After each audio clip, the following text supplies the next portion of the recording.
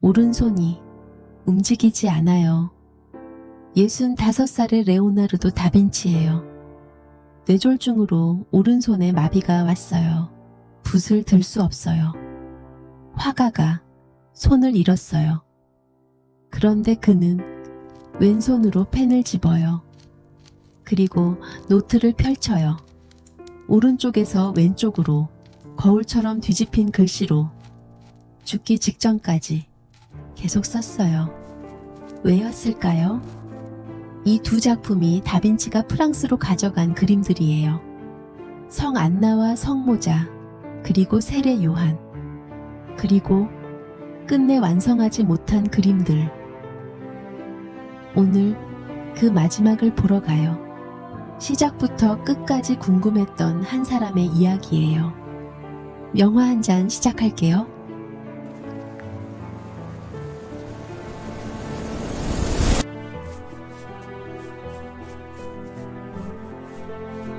다시 만나서 반가워요.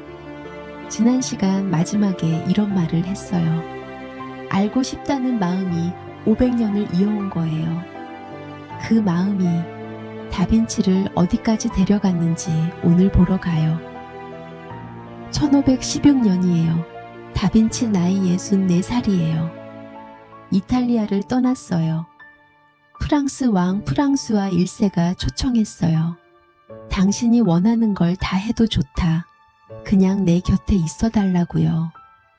다빈치는 모나리자를 품에 안고 알프스를 넘었어요. 프랑스 앙부아즈예요.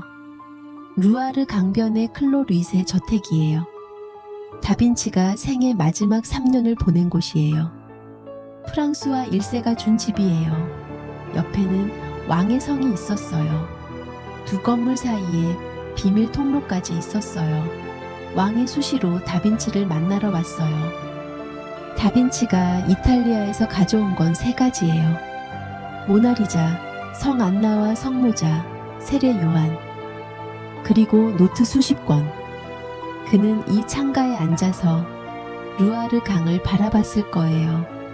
물이 어떻게 흐르는지, 빛이 수면에 어떻게 닿는지 끝까지 궁금했을 거예요. 이 그림이에요. 성 안나와 성모자예요.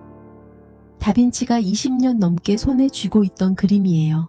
모나리자처럼요. 3사람이에요. 할머니 성 안나, 딸 마리아, 손자 아기 예수. 피라미드 구도예요.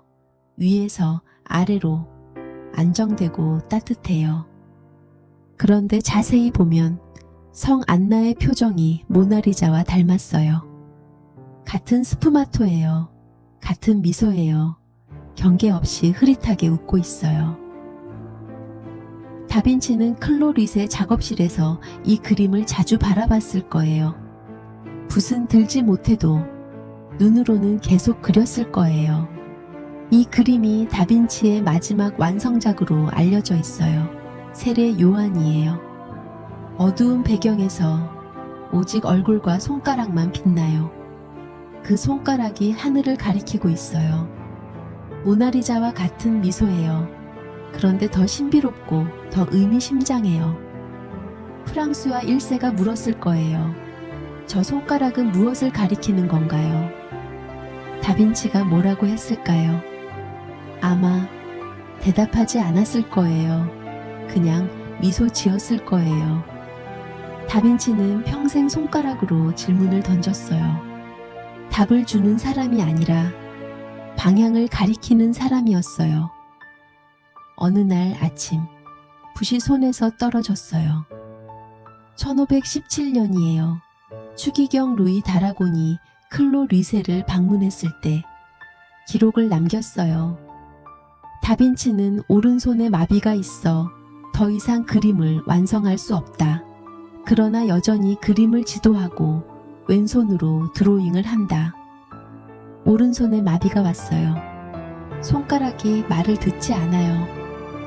평생 새의 날개를, 물의 소용돌이를, 인간의 몸을 그렸던 손이 멈췄어요.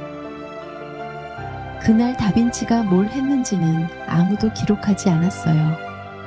다만 다음 날도 그 다음 날도 왼손으로 노트를 썼어요.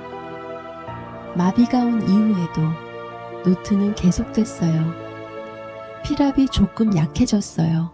선이 예전만큼 정확하지 않아요. 그런데 내용은 달라지지 않았어요.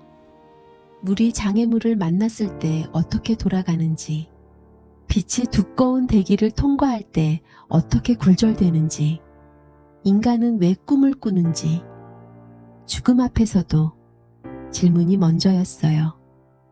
다빈치 노트에 이런 문장이 있어요. 나는 움직임을 멈추지 않았다고 생각했는데 잠이 들어 있었다. 손이 멈춰도 생각은 흘렀어요. 프랑수아 1세는 당시 22살이었어요. 다빈치는 64살이었어요. 42살 차이예요. 그런데 왕이 이 노인을 아버지처럼 대했어요. 매일 비밀 통로를 통해 클로 리세로 건너왔어요. 다빈치 곁에 앉아서 이야기를 들었어요. 나중에 왕이 이런 말을 남겼어요. 그 어떤 사람도 다빈치만큼 회화, 조각, 건축에 대해 알지 못한다. 그리고 그 이상으로 그는 위대한 철학자였다. 화가가 아니에요. 철학자예요. 22살 왕의 눈에 비친 67살 다빈치는 그런 사람이었어요. 다빈치는 혼자가 아니었어요. 두 제자가 함께였어요. 살라이, 다빈치가 10살 때 데려온 소년이에요. 이제 40대 중년이 됐어요. 30년을 함께했어요. 프란체스코 멜치, 다빈치가 가장 신뢰한 제자예요. 다빈치가 구술하면 멜치가 받았었어요. 오른손을 잃은 스승이 제자의 손을 빌렸어요. 나중에 멜치는 이런 기록을 남겼어요. 그는 가장 훌륭한 아버지였다. 그를 잃은 슬픔은 내 평생 사라지지 않을 것이다. 다빈치는 천재이기 전에 누군가에게 가장 훌륭한 사람이었어요. 기억하세요? 이 시리즈 첫 화에서 이 그림으로 시작했어요. 성 히에로니무스예요. 미완성이에요. 그때 질문했어요. 왜 완성하지 않았을까요? 이제 그 답을 알 것 같아요. 다빈치는 완성이 목적이 아니었어요. 탐구가 목적이었어요. 이 그림에서 다빈치가 가장 궁금했던 건 히에로니무스의 목 근육이었어요. 고통이 인체에 어떻게 나타나는지요. 그걸 알고 나서 다음 질문으로 갔어요. 미완성이 실패가 아니었어요. 다음 질문으로 가는 문이었어요. 다빈치가 남긴 노트가 있어요. 현재 전해지는 것만 7,000페이지예요. 그런데 마지막 노트 페이지들을 보면 달라진 게 있어요. 피랍이 약해졌어요. 왼손이니까요. 선이 예전만큼 정확하지 않아요. 그런데 내용은 여전히 똑같아요. 물이 어떻게 흐르는지, 빛이 어떻게 굴절되는지, 인간은 왜 꿈을 꾸는지, 죽음이 가까워져도 질문이 먼저였어요. 이 시리즈 첫 화에서 이런 질문을 했어요. 왜 완성하지 않았을까요? 이제 그 답을 알 것 같아요. 다빈치에게 완성은 목적이 아니었어요. 그림이든 조각이든 노트든 다음 질문으로 가는 문이었어요. 붓은 내려놨지만 펜은 끝까지 쥐고 있었어요. 1519년 5월 2일 레오나르도 다빈치가 세상을 떠났어요. 클로릿의 저택에서요. 67살이었어요. 프랑수아 1세가 그 곁에 있었다는 기록이 있어요. 침대 옆에는 모나리자가 걸려 있었어요. 마지막 순간까지 그 그림이 함께였어요. 그리고 손에는 노트가 있었을 거예요. 당신에게 묻고 싶어요. 당신은 지금 무엇이 궁금하세요?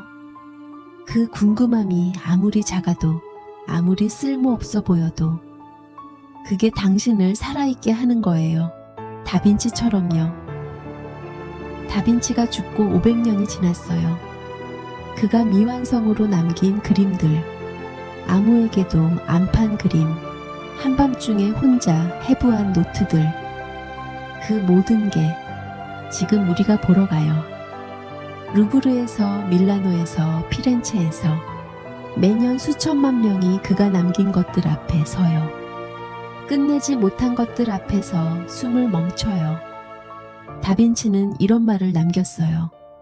잘 보낸 하루가 편안한 잠을 주듯이 잘 보낸 삶은 편안한 죽음을 준다.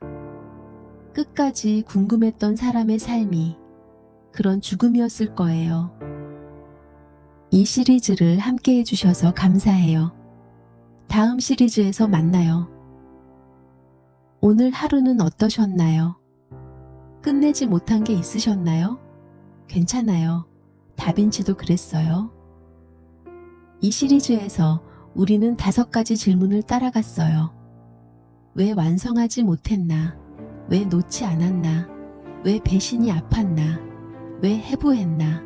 그리고 어떻게 맞췄나? 그 질문들이 전부 하나로 이어져요. 끝까지 궁금했던 사람은 결코 멈추지 않는다. 다음 시리즈에서는 비너스를 그리고 자신의 그림을 불태운 화가를 만나러 가요. 산드로 보티첼리예요. 오늘 밤은 당신이 가장 궁금한 걸 생각하면서 편히 쉬세요. 명화 한 잔의 아르테였습니다. 편안한 밤 되세요.